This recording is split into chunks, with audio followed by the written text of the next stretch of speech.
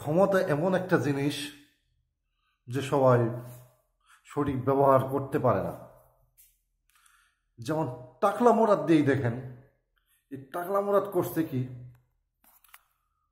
তার প্রধানমন্ত্রী যখন তাকে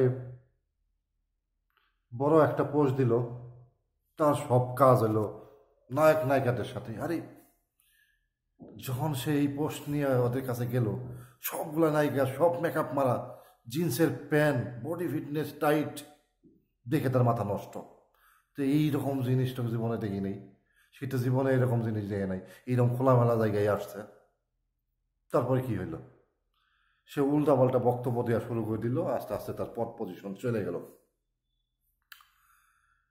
এইরকমই আওয়ামী লীগ সরকার কিছু কিছু ভুল করছে। জাতীয় সরকার যেমন নির্বাচন হইল, দামি প্রার্থী দিল, দেখা গেল যে আওয়ামী লীগের ভিতরে দুই ভাগে বিভক্ত হয়ে গেল।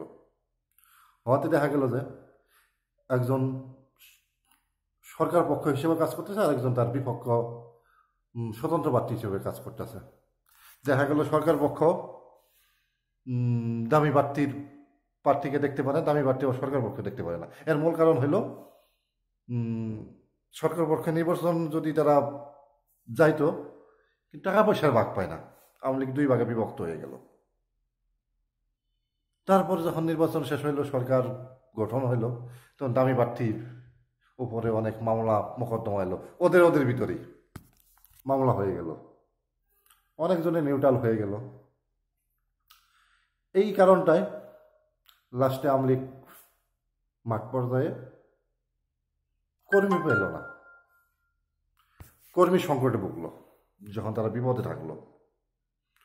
আমি এই জিনিসটা এখানেই বোঝাইতে চাইতেছি যে আপনারা ক্ষমতার বলে অনেক সময় অনেকজনের সাথে অনেক খারাপ ব্যবহার করছেন। যখন ক্ষমতা না থাকে তখন কি দশা হয়। এরা ছাত্ররা আজ 15 আগস্ট দেখতেছি কিছু ভিডিও ভাইরাল হয়েছে, একজন মুরব্বী মানুষের একদম ন্যাংটো করে রিক্সার ভিতরে বসায় রেখে দিছে। এই লোকটার কি আত্মীয় স্বজন নাই, পরিচিত লোকজন নাই, হয়তো বা কেউ কোনো সময় সেও খারাপ ব্যবহার করছিল, কিন্তু ছাত্ররা কি করতেছে, প্রতিহিংসাটা করতেছে। আল্লাহ না করুক, ছাত্রদের ক্ষমতা যদি চলে যায় তারপরে কি হইতে পারে। যাই হোক,